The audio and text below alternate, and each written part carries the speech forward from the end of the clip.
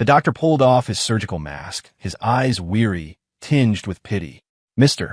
White, we did everything we could. The best-case scenario is brain death. I gently wiped down the body of my motionless wife, Selena Vance, lying in a hospital bed. She still looked like a perfect porcelain doll, just without a spark of life. Only I knew that in another month and a half, our godforsaken 5-year contract would finally be over. Not only would I get the final payment of $1 million, but I'd also be completely free from this hollow marriage. Free. What I didn't know was that at that very moment, Selena's soul was floating right above my head, her eyes wide open, watching my every calculation, witnessing the truth of the past 5 years bit by agonizing bit. The smell of antiseptic was sharp enough to sting my nostrils. I stood numbly outside the ICU, my fingertips ice cold. Through the glass, Selena was a mess of tubes and wires, utterly still. Doctor, is there really no hope? Not even a chance she'll be a vegetable? My voice was so raw and hoarse, I barely recognized it as my own. The doctor in his white coat shook his head, his expression impassive, his tone laced with practiced sympathy. The patient suffered from prolonged oxygen deprivation. The best outcome is brain death. Sir, you need to prepare yourself. Brain death. The words were a dull knife, sawing back and forth across my heart. 2 weeks later, Selena was moved from the ICU to a private room. It meant her expensive life was now sustained entirely by cold machines and chemical drips. She had become a body without a soul. Dragging my exhausted, weakened body, I wrung out a warm towel and began to wash her. Her skin was still smooth, but it was a pale, bloodless white. 5 years. Just 1.5 months left on this contract. 4 or 5 whole years. I had been her shadow, managing her life, fending off the vultures who circled her. And she, the high and mighty heiress of the Vance family, had always treated me with a cool indifference, her eyes filled with undisguised contempt and distance. The irony was, even now, with her like this, I was still the one at her bedside. The door creaked open, interrupting my thoughts. Jake! It was Mark Callahan, my best friend since middle school. He looked like he'd been through hell, clearly having rushed over the moment he heard the news. He stormed over to me, snatched the towel from my hand, and slammed it back into the basin. Water splashed across my face. Look at you. What the hell are you doing? You look like a ghost. Mark's voice was a low growl, thick with anger. She's like this, and you're still standing watch? Didn't you hear the doctor? Brain death. How was that any different from being dead? I didn't say anything. I just bent down, picked up the towel, soaked it again, and continued wiping her arm. Seeing me so unresponsive, Mark's anger boiled over. His chest heaved. Jake, snap out of it. 4 or 5 years. You've done so much for her. Does she know? Does she give a damn? Has she ever once treated you like a human being? He grabbed my wrist, his grip so tight I thought the bones might crack. You've been her goddamn workhorse, waiting on her hand and foot. For what? Huh? Tell me, what the hell was it all for? I remained silent. What could I say? Tell him that 5 years ago, my sister was critically ill, and I was a broke college kid desperate for hundreds of thousands of dollars for her surgery? Tell him that Selena's father, Harrison Vance, found me and bought 5 years of my life for $5 million, making me his daughter's contract husband to protect and care for her. I couldn't say those words. It was my secret to bear, my cross to carry.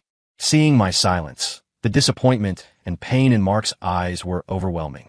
He let go of my hand and took a step back, pointing a shaking finger at the unresponsive woman in the bed. His voice turned bleak. You think if you wait here, she'll wake up? And even if she does, you think she'll be grateful? Stop dreaming. She'll just think you're an eyesore. I lowered my gaze, looking at Selena's face, once so cold and proud. Right then, Selena's soul was floating somewhere in that room, right above my head, listening to every single word Mark said in a way I could never perceive. Mark's voice continued, a drill boring into my frayed nerves. You tell me, how the hell did you survive these past 5 years?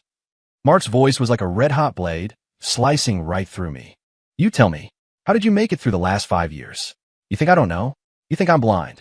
He yanked up the sleeve of my right arm, revealing a gruesome scar that snaked from my elbow down to my forearm like an ugly centipede. This one, and the even longer one on your thigh. How many times did you take a knife for her in college? Huh? Why don't you count them yourself? I stayed quiet, trying to pull my arm back, but he held on tighter. Don't you play dumb with me, Jake. Back then, where was her precious one that got away? Trevor Cole. He ran faster than a rabbit. It was you idiot, who saw her get knocked out, bleeding from her head, and ran back in to save her. And what was the result? The great heiress wakes up, and all she remembers is her brave Trevor, Mark's voice was dripping with sarcasm and bitterness. Floating in the air, Selena's soul jolted. That time outside campus when they were cornered by those thugs. She remembered Trevor clutching his arm, his face pale, saying he'd been hurt protecting her. She had been so worried, wanting to see the wound. But Trevor refused, saying the scar was too ugly and would scare her. So that's what really happened. She thought back. After that incident, Trevor had been careful not to show his arms around her. And Jake, he really had disappeared for a couple of weeks. At the time, she thought he'd finally gotten the hint and backed off, or that her father had warned him away. She had even felt a little smug about it. The realization hit her like a bucket of ice water, making her very soul tremble. And what about graduation year? Mark wouldn't let up, his voice getting louder, as if he wanted to tear the roof off the hospital. She got wasted by those rich assholes and was about to be dragged away. Who was it that charged in there and pulled her out? It was you. You got your face beaten to a pulp and didn't dare say a word when you got back, afraid she'd be embarrassed if she found out. Hell, just a few weeks ago, when she got in that car wreck and was bleeding out, the hospital's blood bank was low. Who rolled up his sleeve and gave 400 cc's without a second thought? It was you, Jake. What the hell are you getting out of this? She's brain dead. The doctor said she's not waking up. She doesn't know a damn thing you've done. You're the biggest sucker on the planet. The king of all simps. Mark was getting more and more worked up, his chest heaving, his eyes turning red. Every word was a sledgehammer crashing down on Selena's heart. She didn't know. She truly didn't know any of it. The man she thought was her hero was a coward. And the contract husband she disdained was the one who had quietly given everything for her. Her coldness toward me, the way she summoned and dismissed me at will, all of it now turned into the sharpest of knives, slicing her soul to ribbons. Mark seemed to have run out of steam. He looked at my stoic, unmoving form and let out a long sigh. Filled with endless disappointment and exhaustion, he threw his hands up, turned, and slammed the door behind him with a deafening bang. The room was quiet again, expressionless. I smoothed out the sleeve he had rumpled. I picked up the towel from a basin, wrung it out, and continued to wipe the back of Selena's hand. After Mark stormed out, a dead silence fell over the room again. I sat by the bed, reading the book I was close to finishing. Selena's soul drifted nearby, watching the focused line of my jaw as I cleaned her body. Scenes from the past 5 years flashed through her mind. She remembered the first time I cooked for her. She'd wrinkled her nose in disgust. What is this? Pig slop. She remembered when I used the washing machine for her clothes. She'd shrieked at me to throw out all her designer things. Your hillbilly clothes will give me fleas. You better not bring any of your diseases into my house. How could she have been so cruel, so certain she was in the right? She looked at my calm, unreadable face now, and her heart felt like it was being pierced by 1,000 needles, a dense, spreading pain.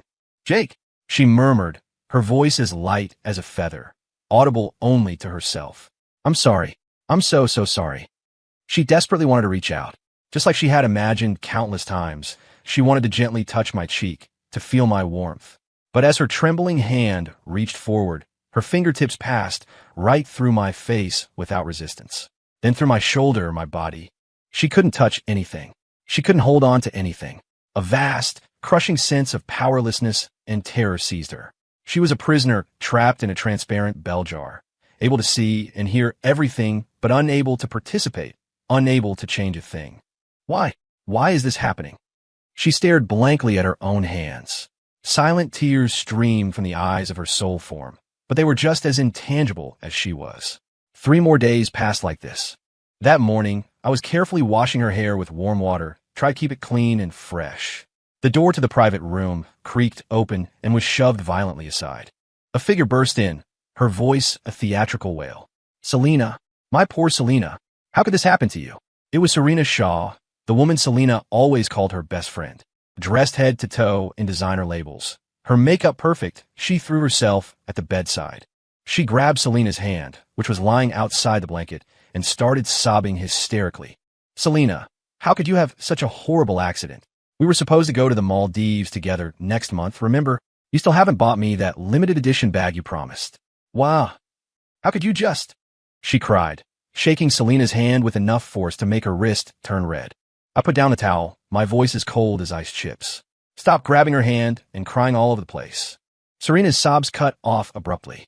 She turned her tear-streaked face to me, a flicker of annoyance in her eyes. I continued, my face a blank mask. Don't you want her dead more than anyone? What are you putting on this show for? Jake, Selena's soul screeched from the sidelines, her little fists clenched, wanting nothing more than to punch me in the face.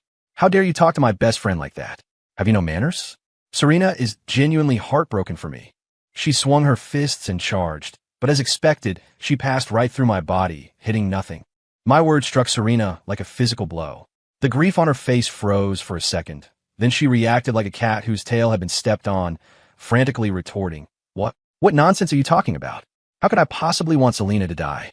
We're the best of friends. We're closer than sisters. Don't you dare try to stir up trouble.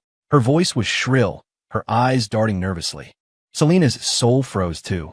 She looked at Serena's overly dramatic reaction, then back at my calm, unmoving face. Jake, why would he say that? Could Serena? For the first time, a tiny, almost imperceptible seed of doubt about her best friend's tears was planted in her heart. Serena was still flustered from my accusation, her face shifting between pale and red. Just as she was about to argue further, the door was pushed open again. This time was a man. He wore a perfectly tailored designer suit. His hair was slicked back without a single strand out of place, and a dazzling, limited edition watch gleamed on his wrist. It could only be the man Selena had mooned over for years. Her first love, Trevor Cole. A flash of surprise crossed my eyes. Not because he was here, but because he had actually come back from abroad. 3 years ago, after Selena and I got our marriage license, this great mister, Cole had declared, now that you're married, we probably shouldn't see each other anymore, and jetted off to Europe. I thought he'd never set foot in this country again. Seeing Trevor, Serena looked as if she'd found her anchor. The panic on her face vanished, replaced by a subtle, almost triumphant look. The moment Selena's soul saw Trevor, her angry expression froze, replaced by a complex, indescribable wave of emotion. I broke the silence, my gaze calm as I looked at Trevor. Did you come all the way back from Europe to take care of her after you heard what happened? Trevor's eyes swept over Selena's body on the bed. There wasn't a shred of concern in his gaze. Instead, it held a hint of disgust and impatience, as if he were looking at something dirty. He let out a short, sharp laugh, his voice dripping with scorn. Take care of her? Jake, are you out of your mind? She's your wife. It's your job to take care of her. What's it got to do with me? He paused, a greedy smirk playing on his lips. If it weren't for some stupid contract she signed when we were dating, something about leaving me a piece of her fortune if she died, you think I'd come to this depressing place? This is such a damn pain. I'm afraid her bad luck might rub off on me. As he said this, Serena's expression became strangely playful. Floating in the air, Selena's soul shuddered violently. Her spectral eyes were fixed on Trevor, the faint glimmer of hope that had remained now extinguished as if by a hurricane, leaving behind nothing but ice. Trevor either didn't notice or simply didn't care about the feelings of a vegetable in her soul. He seemed to have opened the floodgates, his tone growing more flippant and cruel. You think I actually loved her back then? Please, I was just having some fun. He looked Selena up and down, his eyes filled with contempt. If it wasn't for her family name bringing me benefits and her constantly throwing money at me, who would have the patience to stick around a self-important princess like her? Dating her was so boring. A simple kiss was like pulling teeth. The most we ever did was hold hands. Trevor pursed his lips, then changed the subject, his voice boastful as he glanced toward Serena. Not like my Serena here. Knew her for 2 days, and she was willing to give me everything. He didn't finish the sentence, but the meaning was crystal clear. A shy yet proud look appeared on Serena's face, and she even leaned a little closer to Trevor. Selena's soul was frozen in place, as if struck by an invisible bolt of lightning.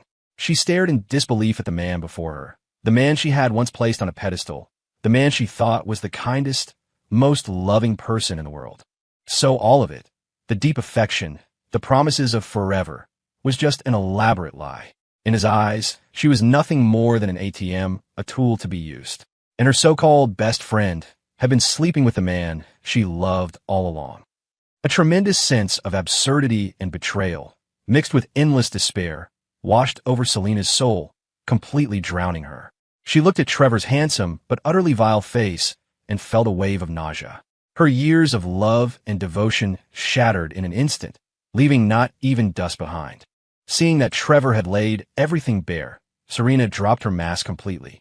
She giggled and nestled into his arms, a movement so practiced it looked like it had been rehearsed 1,000 times. Trevor, baby, why are you wasting your breath on this corpse?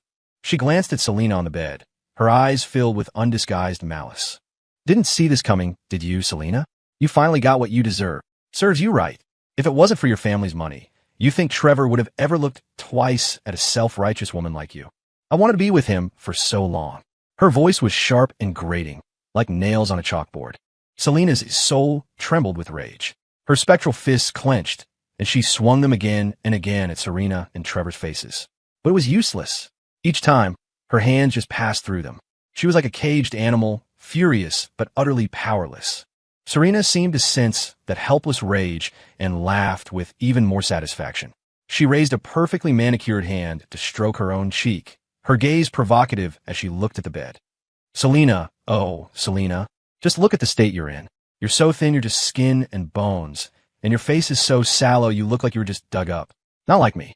My skin is dewy and soft, and I'm just glowing with health. As she spoke, she deliberately puffed out her chest, showing off her assets. TSK, TSK. So ugly. You have no idea how exhausting it was pretending to be your sweet little best friend all the time. Serena's tone was full of complaint and disdain. Did you really think you were some kind of princess? Ordering me around just because you have money, making me do this and that, treating me like your maid. Well, look at you now. Payback's a bitch, isn't it? She cackled, clinging tightly to Trevor's arm. Oh, right.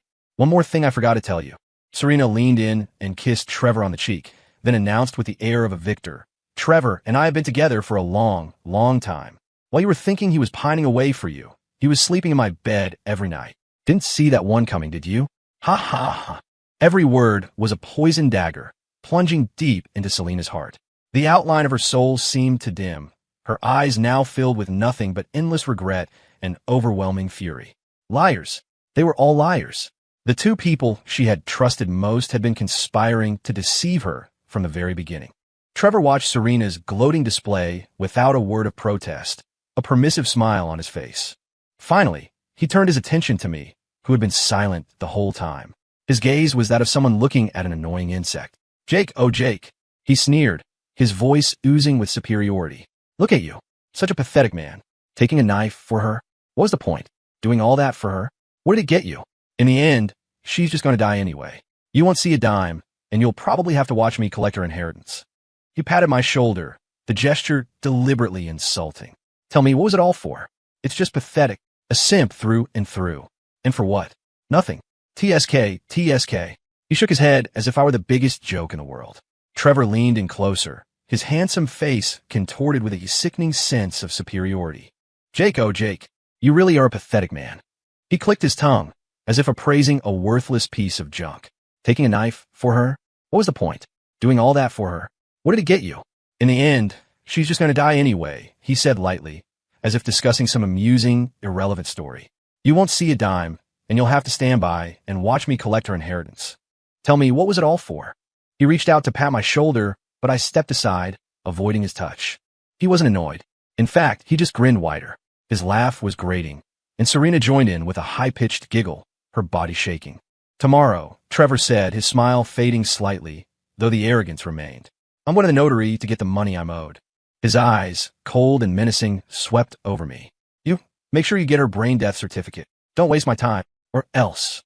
He paused, lowering his voice, the threat now naked and clear. I'll kill you. I stared at him, my face blank. Kill me? He wished. A spineless leech like him, who only knew how to swagger in front of women, was all talk. Trevor seemed irritated by my impassive response and frowned.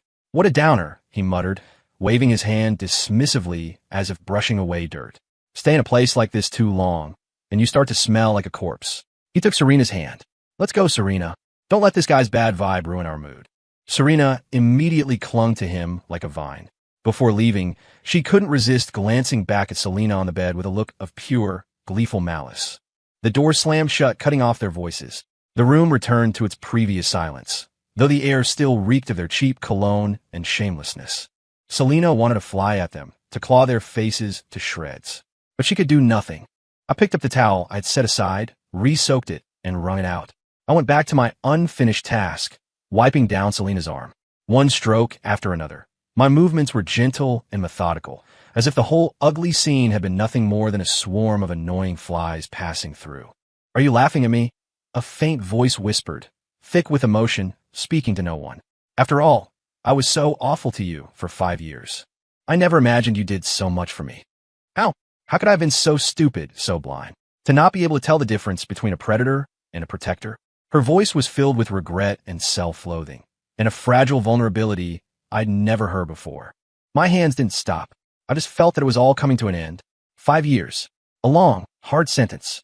And now, my time was almost served. My feelings for her, at least right now, were gone. All that was left was a sense of contractual duty and a sliver of anticipation for the freedom that was coming. Soon, I could take the money, leave this place, and go find my sister. Not long after those two clowns had scurried off, the door opened again. This time, it was Selena's father, Harrison Vance. He looked tired, his eyes holding the shrewdness of a businessman mixed with a hint of apology he couldn't quite hide. His presence helped to dissipate the lingering stench of Trevor's cologne and Serena's vitriol. He walked to the bedside, glanced at his pale daughter, then turned to me. Jake, these past 5 years must have been hard on you. His voice was sincere. I didn't speak, just nodded. Hard. That was an understatement. The contract is almost up, he said, pausing as if choosing his words carefully. What are your plans? Do you want to continue? Continue? I almost thought I'd misheard him. Continue being a workhorse? Continue enduring his daughter's cold glares? Mr. Vance, I said, my voice even. When the contract ends, I'll be leaving. He didn't seem surprised. He sighed. I suppose so. The Vance family has done you a great wrong. How about this, he said after a moment's thought. If you don't plan on staying, I'll personally give you an extra $2 million. Consider it a bonus for your hard work and a small token of our family's apology. $2 million, added to the final $1 million from the contract, and the other bonus he'd mentioned before. That was enough to ensure my sister would be comfortable for the rest of her life. I calculated it in my head, my face remaining passive. The money. Of course I'd take it. I had earned it. I had hoped that, over time, my daughter might mature a little, that she might see how good you are, Harrison said, his voice tinged with helplessness and a guilty conscience. But that temper of hers, she was truly awful to you. These are things that even we, as parents, can't fully control. Temper? It was more than a temper. It was sheer cruelty. Floating in the air, Selena's soul shuddered. So it was her father's arrangement. To protect her? All this time, she thought I was a shameless leech who had latched onto her, that my father had been fooled by me. She remembered how she had treated me. The first breakfast I made for her, she'd called it pig slop and thrown in the trash. When I used the washing machine for her silk nightgown, she'd screamed that anything touched by my filthy hillbilly hands was disgusting, that would give her fleas and diseases, and ordered me to get out. She also remembered that besides herself and her father, the few relatives who visited would look at me with a subtle, pitying expression. Back then, she thought they were just being fooled by my honest act. Now she realized they probably weren't just pitying me, the kept man. They were pitying her, Selena Vance, for being so blind, so hopelessly stupid, for mistaking a diamond for a worthless pebble, for treating a true heart like garbage. Tears fell silently from her soul form, touching nothing.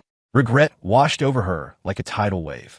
All along, the most unreasonable, the cruelest, the most foolish person had been her. Harrison was still talking, saying some polite, meaningless things. I listened, but my mind was elsewhere. 5 years. It was finally over. I truly had no feelings left for Selena Vance. At least not anymore. Once the contract was up and I had the money, I would take my sister and go far away. This city, this person, this entire mess, none of it would have anything to do with me ever again. At the thought, even the air felt fresher. The next day, I didn't go to any notary's office. Get a certificate for Selena? I had better things to do.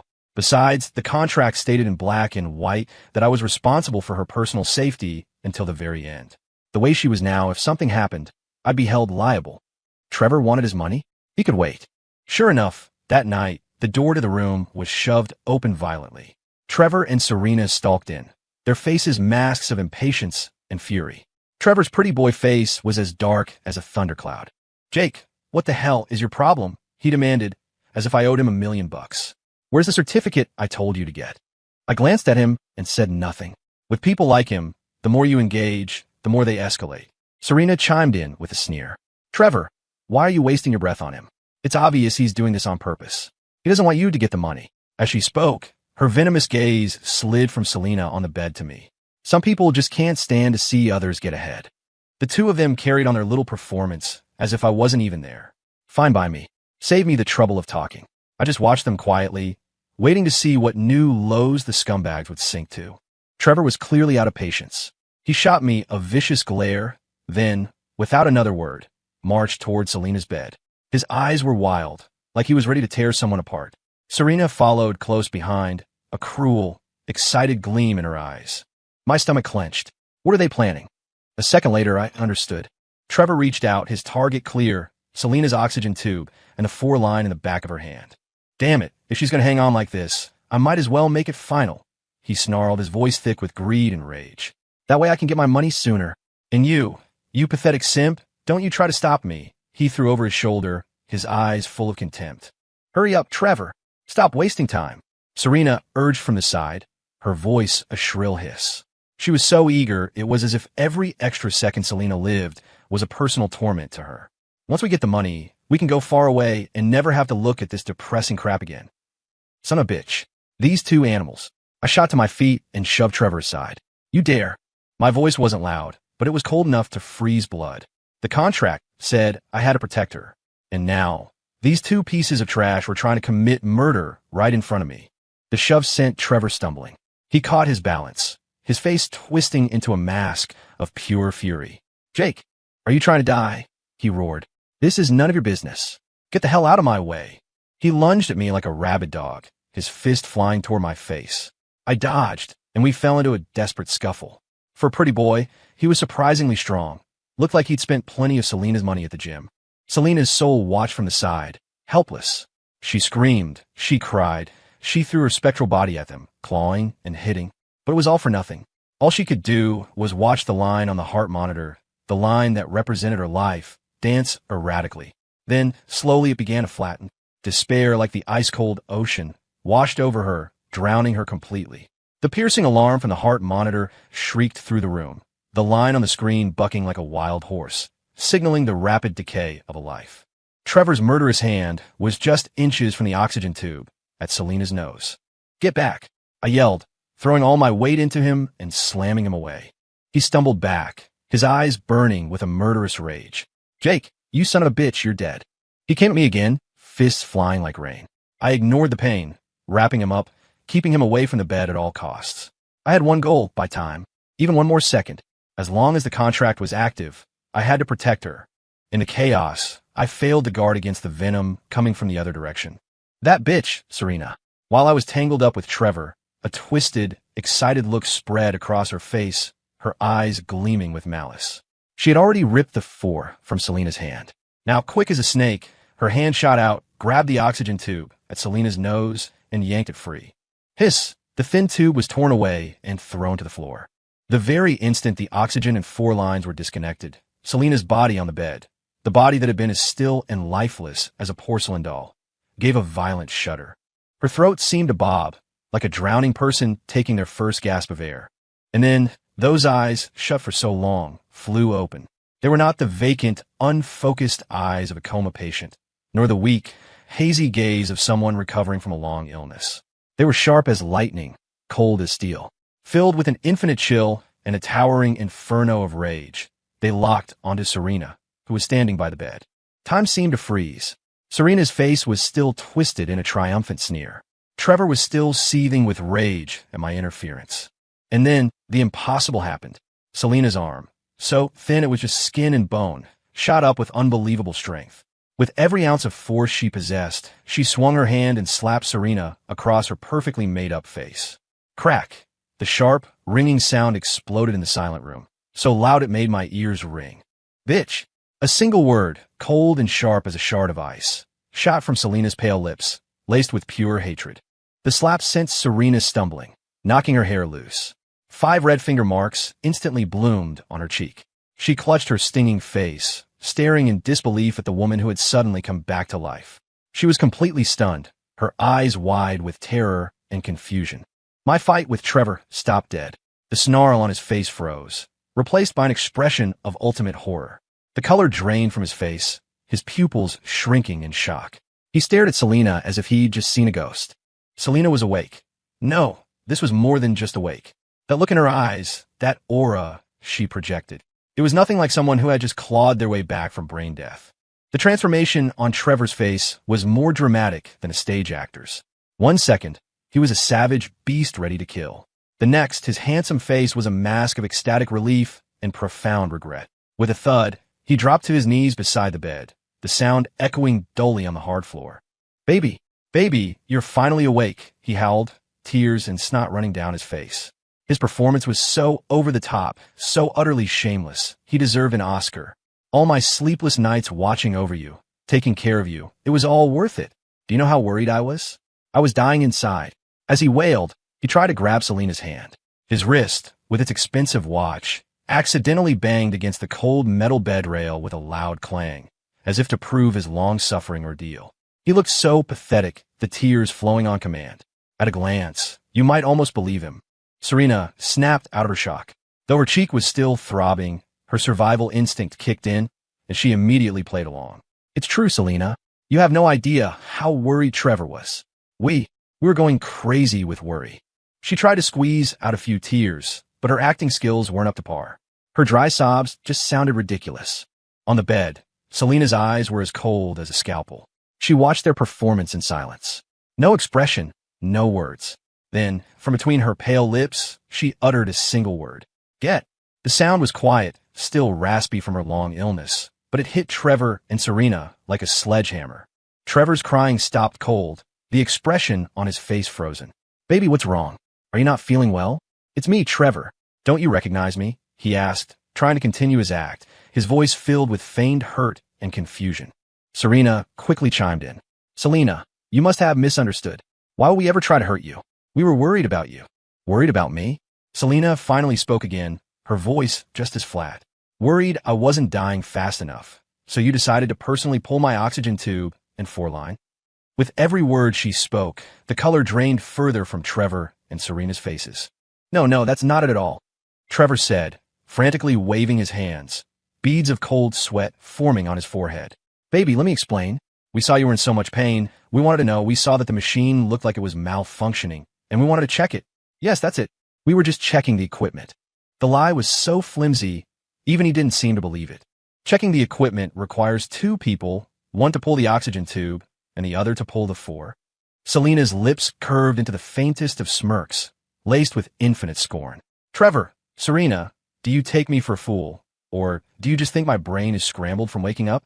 Selena, you've really got it all wrong. Serena tried one last time. We genuinely want what's best for you. What's best for me? Selena scoffed. What's best for me? So you two making out of my hospital room while I was dying, plotting how to split my inheritance. That was also for my own good. That sentence was a thunderbolt that struck Trevor and Serena dumb. They could never have imagined that Selena had heard every word. Trevor stammered, unable to conjure another lie. Serena was shaking so hard she couldn't even speak. Before I call security, Selena's voice suddenly rose, sharp with an authority that could not be questioned. Get out of my sight. Now, the killing intent blazing in her eyes was enough to make Trevor and Serena's blood run cold. They had no doubt that if they stayed a second longer, this woman who had just returned from the dead would do something they would regret for the rest of their lives. Seeing how resolute she was, there was no point in continuing the act. It would only make her angrier. Trevor and Serena exchanged a look, their eyes filled with fear and humiliation. We're going now. Trevor scrambled up from the floor, grabbed the shell-shocked Serena, and bolted for the door without looking back. Scurrying away in disgrace, he looked nothing like the arrogant man from moments before. I watched the entire spectacle with cold detachment as the two scumbags fled like beaten dogs. Inside, I felt almost nothing. After Trevor and Serena scurried away like two dogs with their tails between their legs, the hospital room was finally quiet for a few days. But the peace didn't last long. Those two shameless creatures obviously hadn't given up. Every few days, they'd try to show up at the hospital, each time acting more pathetic than the last. Trevor would bring flowers, Serena a fruit basket, the tears flowing on command. Their acting was so bad it was laughable. But Selena was no longer the gullible heiress who could be swayed by a few sweet words. Her eyes were like ice, and every time, she called security without hesitation. Get these two pieces of trash who try to murder a patient out of here. Her voice was quiet but carried an undeniable authority. After being physically removed by security several times, Trevor and Serena's public humiliation was complete. They finally stopped showing up so brazenly. I continued my routine. Every day, I went home, cooked simple, bland food she could eat, and drove it to the hospital. I fed her, took care of her, as if nothing had changed, except her eyes when she looked at me. They had changed. It was no longer the cold, judgmental, and commanding gaze from before. Now it was filled with a complex mix of emotions I couldn't decipher. There seemed to be guilt, curiosity, and a sliver of caution. Sometimes, when I was feeding her, she would just stare at me, making me uncomfortable. "I can do it myself," she would say suddenly, her voice still a bit hoarse. I'd hand her the bowl and utensils and watch as she used her once delicate, now skeletal hand to slowly, almost clumsily, eat on her own. In less than 2 weeks, Selena's recovery was astonishingly fast. Even the doctors were amazed, calling it a medical miracle. All her vitals were good, and she was clear to go home to recuperate. Harrison Vance was, of course, overjoyed. He grabbed my hand, thanking me profusely, his eyes filled with sincere gratitude. "Jake, we owe you everything for this." Selena waking up. "You were indispensable." I just nodded non-committally, my mind already calculating. 1 month left on the contract. Soon I would finally be free. The day she was discharged, the weather was nice. Harrison had arranged for a car. I helped Selena get in. She was so thin she barely weighed anything. As she leaned against me, I could feel the sharp press of her bones. We returned to the mansion we had shared for nearly 5 years. The moment we stepped inside, Selena dismissed the staff who came forward to help. She stood in the middle of the living room, her eyes deep and inscrutable as she scanned her surroundings. Then she turned to me. Without any warning, she reached out. Her movement was so fast, I didn't have time to react. She grabbed the collar of my t-shirt and yanked it down hard. Right, the cotton fabric tore with a sickening sound. Before I could even register my surprise, she had forcefully, almost violently, ripped the ruined shirt completely off my body and thrown it to the floor. I stood there, bare-chested and stunned, staring at her. Her eyes were like 2 sharp spotlights, scanning every inch of my chest, my arms. The air in the room grew thick and still. On my right arm, the scar snaked from elbow to forearm, ugly and menacing, like a centipede clinging to my skin. Across my chest, another long, faded scar slanted from one side to the other, a clear reminder of a once vicious wound. All of them, courtesy of her and her beloved Trevor. Selena's breath hitched. She reached out a trembling hand, her fingertips hovering just above the scar on my chest. But just as she was about to touch it, she snatched her hand back as if she'd touched a hot iron. Her face was terrifyingly pale, her lips quivering. Her eyes were locked on the scar's pupils filled with shock, pain, and something I had never seen in her before. A deep, suffocating regret. Her voice was dry and hoarse, shaking violently. Each word seemed to be painfully squeezed from her throat. "You took these for me?" I looked at her and said nothing, simply meeting her gaze. My silence was the only answer she needed. She knew now. Everything Mark had said, everything she'd heard while she was unconscious. It was all true. Selena swayed, as if all the strength had been drained from her body. If she hadn't grabbed the arm of the sofa, she would have collapsed. She took a deep, shuddering breath, then slowly let it out, trying to calm the storm raging inside her. After a long moment, she spoke again. Her voice still trembled, but it had a strange, quiet resolve, like the eerie calm before a hurricane. "You going to?" She paused, her expression complex. "You're going to divorce me in a month, aren't you?" I was surprised she knew the specifics. It seemed her father had filled her in. "Yes," I nodded, my tone flat. "The contract is ending. It's time for me to go." She stared at me, as if trying to see into my very soul. "Did you ever love me?" I was silent. Love? Between us, that word was a joke. The light in her eyes flickered and died, like a candle blown out by the wind. In the days that followed, Selena was like a different person. Or rather, she tried desperately to become one. She started smiling at me, cautious, ingratiating smiles that I found unsettling. She dismissed most of the household staff, claiming she wanted to take care of me herself. The result was that the kitchen became a war zone.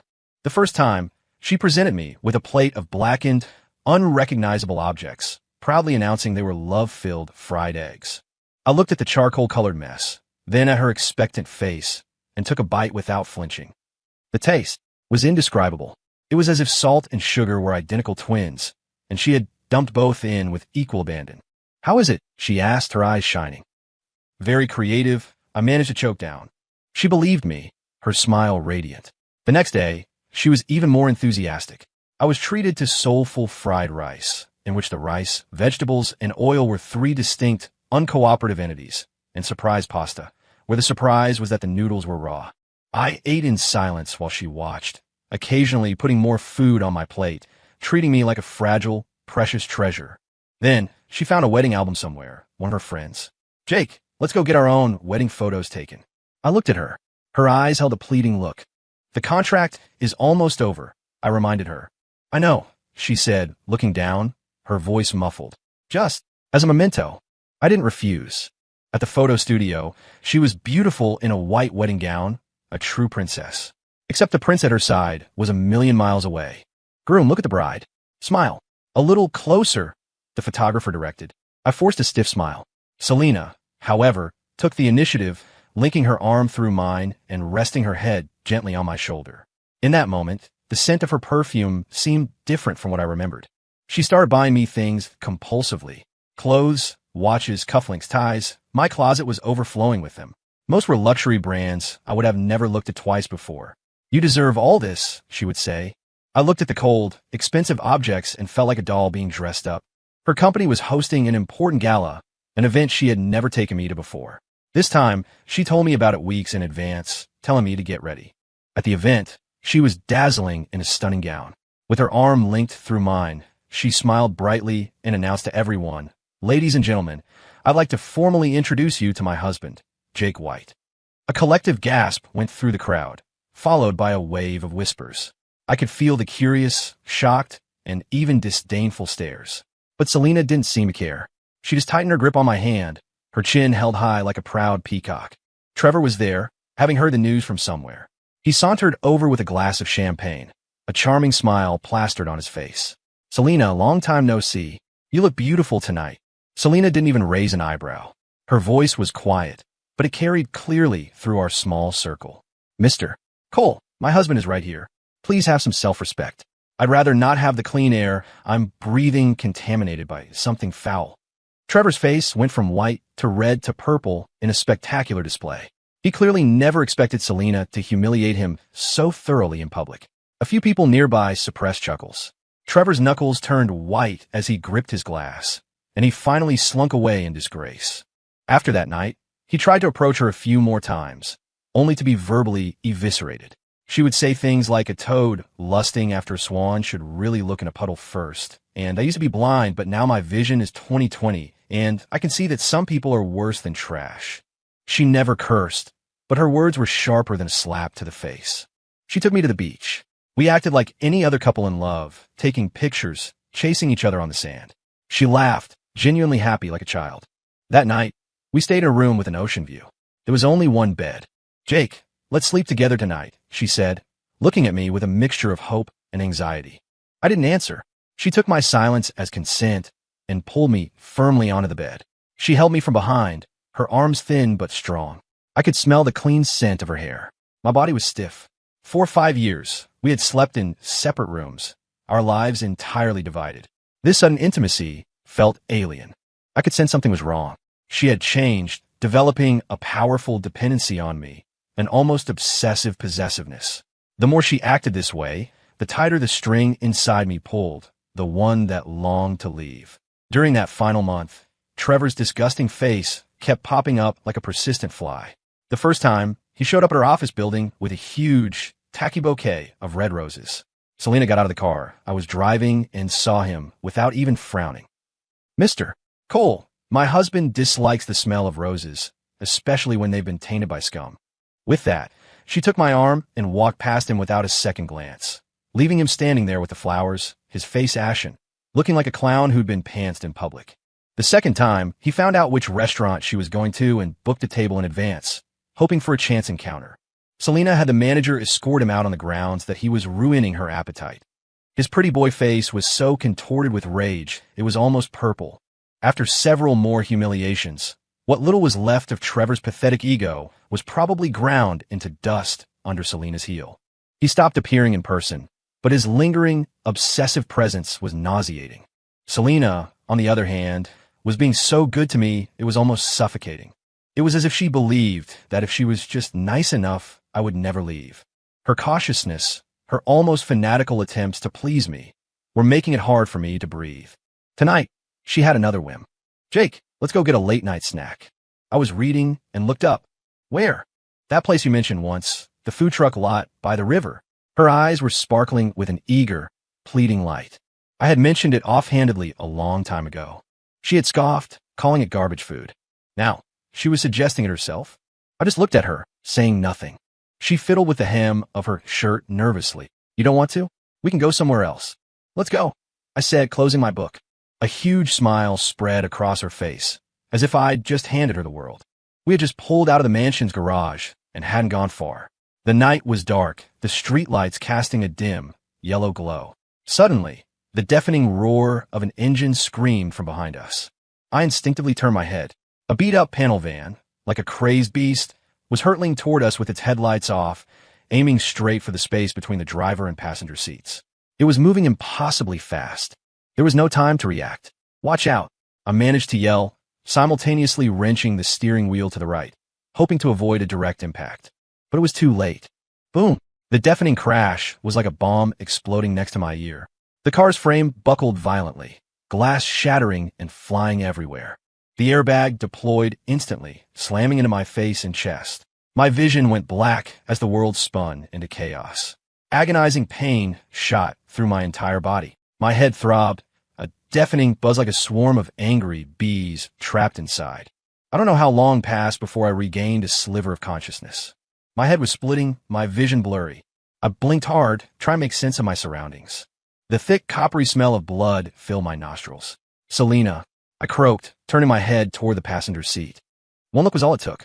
My heart was seized by an invisible, crushing hand. Selena. She was slumped against the mangled car seat, her eyes closed, her face as white as a sheet. Blood was pouring from her forehead, her arms gushing out endlessly. It stained her light-colored dress, the seat, and my entire field of vision red. She was covered in it. Selena, I screamed, trying to reach for her, but my own body was racked with pain. The slightest movement felt like I was being torn apart. No, stay calm. I forced myself to think, my hand trembling as I reached for my pocket. My phone was still there. The screen was shattered, but it worked. I dialed 911 immediately, giving them our location in the briefest possible terms. Then, with every ounce of strength I had, I unbuckled my seatbelt and, fighting through the searing pain, began to inch my way toward her. Selena, wake up. Please wake up. My injuries were nothing. The ER doctor disinfected the scrapes on my arm and put a few stitches in my forehead. All superficial. A few days and I'd be fine. Compared to the beatings and stabbings I'd taken for her, this was just a scratch. When Selena's father, Harrison, arrived, his steps were hurried, his eyes bloodshot. The man who was a titan of industry looked like any other worried father. He saw me, and his lips moved as if to say something, but all that came out was a heavy sigh. Jake, Selena, the doctors are still working on her. I finished for him, my voice flat. He nodded, his anxious gaze fixed on the closed doors of the emergency room. I looked at his exhausted profile and made my decision. This was my chance. It was time to go. Mr. Vance, I began. He turned, his eyes questioning. Our contract expires in 2 days. He paused for a second, then understood. Selena has become very attached to me lately, I said, choosing my words carefully. I think this is the best time for me to leave. Harrison was silent, his brow furrowed. I need to ask you for a favor. Name it. I need you to announce that I was too badly injured in the crash. That I didn't make it. I paused, then added, tell everyone I was cremated. Harrison stared at me, his expression a mixture of shock, pity, and, was that relief? Are you sure about this? He asked, his voice weary. I nodded. You won't give her, or rather us, another chance? A chance? There was never a real chance between us. 5 years of a contract, 5 years of playing a role. It was enough. All I wanted was to take my sister and live a quiet life. Seeing my resolve, Harrison let out a long breath. All right, I'll do it. He pulled a card from his pocket and handed it to me. This has $3 million in it. I was going to give it to you when the contract ended, but here it is now. Consider it the Vance family's compensation for the last 5 years. You've earned it. $3 million, plus what I already had. It was more than enough. I didn't hesitate. I took the card. Thank you, Mr. Vance. We're the ones who should be thanking you, Harrison said with a sad smile. Jake, take care of yourself. I nodded. No more words were needed. While everyone's attention was on Selena, I slipped out of the hospital without a sound. I didn't look back. I felt no attachment. This city, these people, this life. It was time to turn the page. Later, I heard that when Selena woke up, the first thing she did was ask for me. Where's Jake? Where did Jake go? The nurses and doctors stammered, unable to meet her gaze. Finally, it was Harrison who, with red-rimmed eyes, handed her a cold, small urn that supposedly contained my ashes. "Selena, Jake is gone." She didn't believe it. She screamed like a madwoman, demanding answers, smashing everything she could reach. She launched a frantic search for me, using all her connections, practically turning the entire city upside down. In the end, she clutched that small urn and locked herself in her room. She cried for days, until her voice was gone and her eyes were swollen shut. Then, she stopped crying. She just held the box, her eyes empty and hollow. A few days later, she emerged. The tear tracks were still visible on her face, but her eyes had changed. They were cold, sharp like poison-tipped daggers. The endless grief and despair had given way to a towering hatred. She was going to get revenge for me, to get justice for the dead Jake White. With the $3 million from Harrison, I fled the city that had suffocated me and went to Asheville. My sister, with the best medical care money could buy, had made a full recovery. I brought my niece to live with me, and her cheerful chatter brought life back into my quiet world. Life was indeed getting better every day. I made a conscious effort not to think about the people and events of the past, focusing only on this hard-won peace. However, some news, like a ghost with legs, has a way of finding you, no matter how far you run. After my death, Selena had locked herself in her room with my supposed ashes, refusing to eat or drink, as if she intended to follow me. Harrison was terrified he was about to lose another child. But a few days later, she came out. I heard her eyes were swollen like walnuts, her face a ghostly white. But in those eyes, two cold flames burned, like a vengeful spirit clawing its way up from hell. The goddess of vengeance, or perhaps the demon, had officially arrived. The first thing she did was use every resource and connection the Vance family had to launch a full-scale investigation into the accidental car crash. She didn't believe it was just a random event. Like a she-wolf that had scented blood, she stubbornly and ferociously tore into every possible lead. Soon, the truth unpeeled itself before her like an onion, sharp and stinging, bringing tears to her eyes. It was Trevor and Serena. Those two worms, whom I thought she had crushed completely, hadn't given up. When they saw that Selena had miraculously woken up, their dream of inheriting a fortune was shattered. That venomous bitch Serena had whispered in Trevor's ear again, convincing him to go all in. Stage another accident, but this time, make sure Selena was dead for good. That way, Trevor could still claim the massive inheritance as the grieving widower. I can't imagine what expression was on Selena's face when she learned the truth. I only heard that she was terrifyingly calm, without a flicker of emotion. Only her eyes were as black as two bottomless whirlpools, capable of swallowing all light. The goddess of vengeance, or perhaps the demon, had officially arrived. She didn't call the police. She didn't pursue any legal channels. She chose a more direct, and far more brutal, path. Trevor and Serena suddenly vanished from the face of the earth. No one knew where they went. No living person was seen, no dead body was found. Selena used her connections to have them secretly committed to a private psychiatric hospital. The institution had a notorious reputation in certain circles, known for taking on special patients. Its methods of treatment were said to be horrifying. As long as you paid enough, they could make a person's life a living hell. She paid a fortune, with only one request: keep them alive, but make their existence 1,000 times more painful than death. And so, Trevor and Serena's special treatment began. 24 hours a day, they were blasted with high-decibel noise, a looping track of blood-curdling screams, and the screech of metal on metal. They couldn't sleep. Their nerves were stretched to the breaking point. Sleep was denied them. The moment they closed their eyes, they were doused with ice water or dragged violently from their beds. Electroshock therapy became a daily routine. Low currents sent their bodies into convulsions, foam frothing at their mouths as they howled in agony. They were force-fed a cocktail of unknown drugs. Some made them so hyperactive they couldn't sleep for days on end.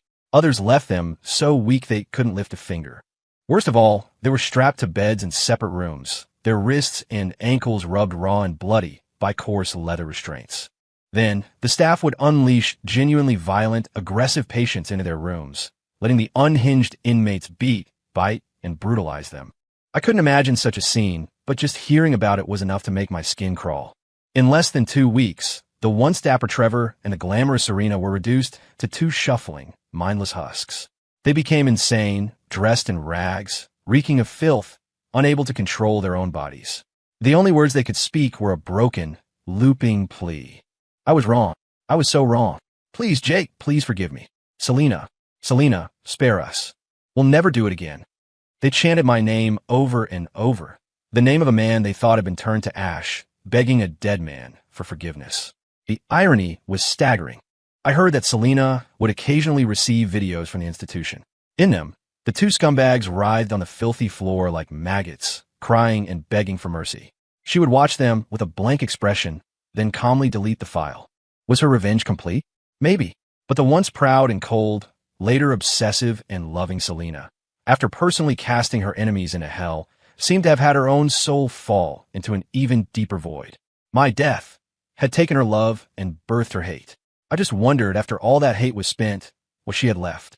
The nights in Asheville were quiet, not like that other city, which was always roaring with a noise that grated on my nerves. I watched the stars twinkle outside my window, thought of my sister sleeping peacefully, and a small smile touched my lips. A beautiful, slow-paced southern town, far from the chaos and shadows of my past.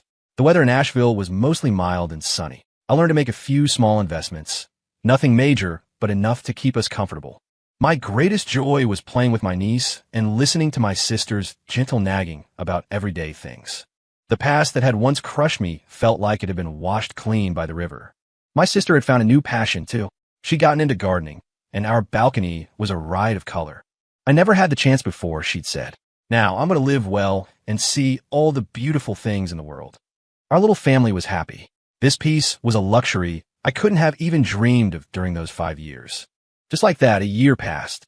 One weekend, I took my niece to the biggest mall in the city to buy a toy. The little girl held an ice cream in one hand and my hand in the other, her face flushed with excitement. Uncle Jake, I want that biggest doll. All right, whatever you want. We're high rollers today, I laughed, tapping her little nose. As I bent down to talk to her, something in my peripheral vision caught my eye. In the crowd, not too far away, was the back of a woman.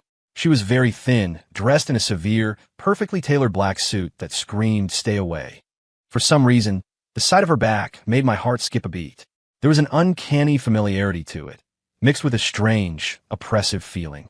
She seemed to be looking at something, her head slightly turned. It was just a glimpse of her profile. The sharp line of her jaw was tense. My breath caught in my throat. It looked so much like her, so much like the name I had tried so hard to erase from my memory, Selena Vance. But it wasn't her. The old Selena was cold with the arrogance of a spoiled princess, a rose with thorns. The silhouette before me was like a drawn sword, sharp, but also carrying a heartbreaking sense of being shattered, as if she had been burned in a fire, then plunged into ice. What would she be doing here? I quickly shook my head, laughing at myself. What was I thinking? An heiress like Selena Vance was probably back in her city, living her life as a queen. She would never show up in a small town like Asheville, especially not in a regular mall like this. It's a big world. People look alike. It was perfectly normal. I'd probably been living too comfortably lately, letting my mind wander. Why'd you stop? My niece asked, tugging on my hand. I snapped back to the present and smiled down at her. Nothing, just thinking about something. I didn't look back at the woman. Squeezing my niece's small hand, I led her into the bustling crowd, toward the warm, real sunlight that was now my life. The past was the past. It was time to let it go for good.